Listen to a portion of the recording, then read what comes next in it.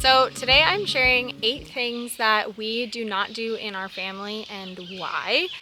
There's kind of a lot of these videos going around and I always think they're kind of fun to watch and just see how like other people respond to this or like what other people do in their families or don't do.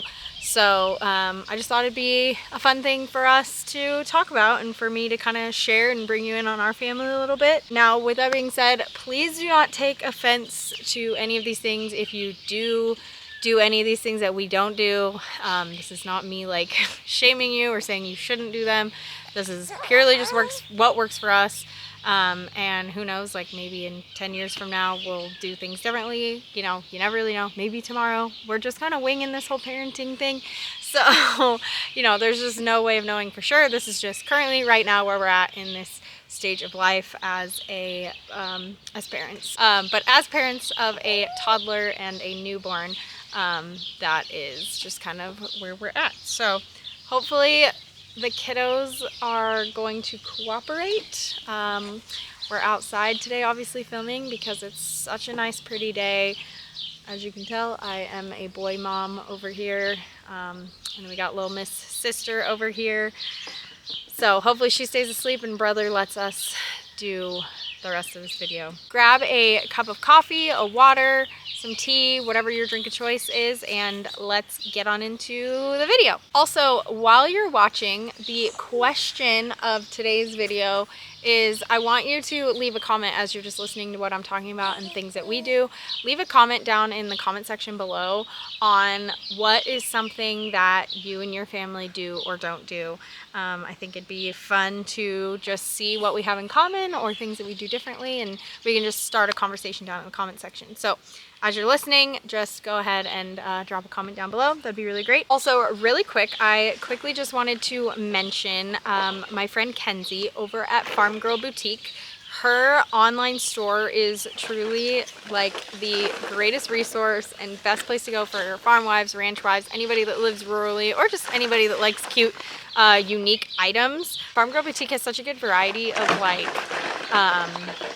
home decor, clothing, kitchen items, things for outside on the ranch. Like there's just so many cute things that you can get from her site, and she was nice enough to give me a code that you all can use too, to save you 15% off your next purchase with Farm Girl. So all you have to do is go put everything in your cart that you want, and then when you go to checkout, use code ELROD, E-L-R-O-D, at checkout, and that will automatically save you 15%.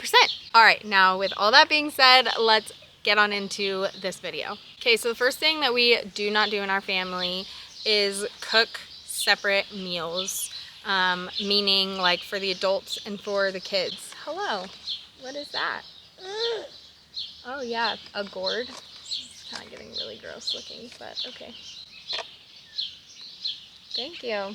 So we do not cook a like kids meal and an adult meal, meaning like we won't make my son something separate, and I just say my son just because she's not eating solid food yet, but we won't cook him a separate meal from what we're eating like for dinner or whatever. Lunches are a little bit different because like I don't always eat the same thing for lunch that he does or whatever, or sometimes I just eat a really light lunch and he needs more, or I'm not hungry when he needs to eat kind of thing. So lunches are a little different. He'll get like kind of your normal kid food. He'll get like a peanut butter and jelly sandwich or like mac and cheese or something. But for dinner, I'm not gonna go make him chicken nuggets if we're having tacos. You know, he pretty much eats what we eat, maybe to like a variation.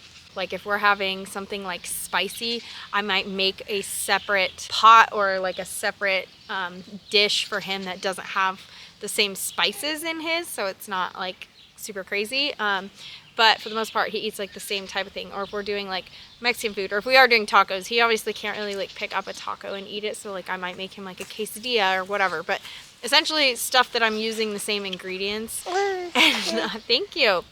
And I'm not having to like do something totally different. What do you want me to do with this? Oh, okay. Wow. Thank you. Oh yeah, do you want it out? Oh, There you go. Bye. I also am just, one, I don't believe in doing that because I'm not trying to make 2 meals all the time. And also I believe that if you make 2 separate meals all the time and you're constantly just feeding them like kids' foods, then they're gonna be super picky eaters. And I'm not trying to deal with that. So he's pretty much been eating what we've been eating since he's been introduced to solids. We did kind of a variation between like purees and baby-led weaning when he started on solids. So he kind of got introduced to a bunch of stuff like relatively pretty early on, I guess. But yeah, no picky eaters over here. The second thing that we do not do in our family is boys or girls like trips or boys night, girls night kind of thing. Now there's like a few exceptions to this, but like our church will do like boys nights and girls nights where like it's an event and kind of thing like that. And like we will do those types of things, and every once in a while like our small group will do they'll split up and do like boys over here and girls go to this house and do like a night like that, and we'll do those. But I'm talking about more like just like, oh, every Friday night the boys get together and like the wives aren't allowed and that kind of thing. We don't do things like that. Same thing for me. Like there's like girls trips that I get invited on where it's like, oh, or people will just talk about it. And I find that it's mostly with like single friends or friends that aren't married that want to do this, and understandable. Like I get the fun of going out with just your girls, but at the same time, like I'm just not there in my life anymore. I have like do not throw. I'm just not there in my life anymore to want to do like boys nights and girls nights. We just want to do everything together, and we work a ton, so we don't get to spend like a lot of time together anyway. So the time that we do get to spend together, we want to actually spend it together. And we'll do like boys nights or like these nights where everybody goes to the same house, so like everybody will get together, and like maybe the guys are outside doing whatever they do outside, and then the girls will be inside. And like that's fine, like we're all about that, but we can like that way we can still go in and out and like see each other and whatever and talk to each other, but maybe we're just like having separate conversations. So that's just another thing. But I'm just so not there anymore. Like I'm not in the phase of my life where I want to be like, yeah, girls trip, let's fly to Nashville for the weekend, just the girls. I'm just not there. Maybe I'll get there eventually, like when my kids are older or something, but I have zero desire. Like if I'm gonna go on a fun trip like that, I want my husband to go. Like even after my bachelorette party, which was super fun. I mean, obviously that was like a girls' weekend, and that's another exception too, I guess. Like my husband's in a wedding later this year, and there will be a bachelor party that he's gonna go to. And like, so it's not to say we never, ever, ever do these things. It's just very, very rare and like very specific reasons why we would do it. But after like my bachelorette party, that was the last like girls thing I've ever done in the past 3 years. And after that trip, I was like, okay, that was really fun, like super good time, but I never want to do that ever again. Like I am so past that point in my life, like so over the party thing and like going out just the girl. Like I want my husband, I want things to be low-key and relaxing and fun and whatever. So anyway, that's where we're at with that. Number 3 is maybe like a little controversial, I don't know. I also wouldn't say I've like super like decided on this like super hardcore. It's just something I'm more like considering doing or thinking about. And that's no sleepovers for our kids. Now they can go like spend the night at their like grandparents' house or whatever eventually. We're not really there yet. Like the only time we've been away from him overnight was when she was being born, and my parents had to watch him at our house. Obviously because I was in the hospital, but other than that, like he's been with us every night since he's been born. So has she, obviously. And so that's not to say like obviously like if there was a reason for them to have a sleepover with their grandparents kind of thing, like I'd be okay with that. But as far as like friends and stuff goes, I'm kind of undecided. Now before, like a long time ago, prior to actually having kids, I probably would have been like, yeah, sure. Like I grew up having sleepovers. I'm pretty sure my husband slept over at friends' house from time to time. So I don't honestly know how he even feels about it. We haven't really talked about it. This was just something as I was like making this list for this video, something I was thinking about. And a lot of things happen at sleepovers, and I've heard other parents talk about it, which is kind of like what made me start to consider this idea. There's just a lot of stuff that happens at sleepovers that people, you know, kids get into things. Like, you don't necessarily, unless you like are really close with their friends and you know how their friends are being brought up. Like, if it was one of our friends from small group and like we know they're being brought up in church, they have the same belief systems that we have, that might be a different thing. But if it's like some random kid from like school or something that I don't know, I'm probably not going to just let them go spend the night at their house. You just don't know. You never know what the household rules are, what the parents are teaching, what the kids might be getting involved with. There's just not so great things that can happen, you know, at night. I'm totally fine with my kids wanting to go hang out at friends' houses and things like that. Even if I go pick them up at 10 o'clock at night and then they're home, you know, and I know where they are and I know what they're doing. That's not to say they have to have like some super strict early curfew. They have to be home by like 5 p.m. or anything like that. But I'm kind of undecided on the sleepover thing, and maybe it'll just be a case-by-case basis depending on like who it is that they're having a sleepover with. I don't know, but that's just one thing that I kind of think we're not going to do. Number 4 is no public school. So we're going to homeschool. At least as of right now, that's what I have decided. We're a few years away from any of that. He's only 1, almost 2. He'll be 2 in a couple months, but actually by the time this goes up, it'll be like a month. But we're talking about homeschooling, just I think for obvious reasons why most people are homeschooling these days. We live in just kind of a crazy world. Crazy things are being taught in schools, and it's just not stuff that I believe in or want my kids exposed to. So as of right now, the plan is to homeschool. I grew up in public school. I know the things that were taught. Even when I was in school, it wasn't even nearly as crazy as it is today. But still, like, my high school and stuff had like pretty crazy stuff going on that I don't think like I would want my kids exposed to. Now, I'm not necessarily against either like homeschooling, maybe just the early years, like elementary school and middle school, because those were my hardest years of school, especially middle school. Middle school was awful. I think people are just mean, especially as a girl. Girls can be really mean.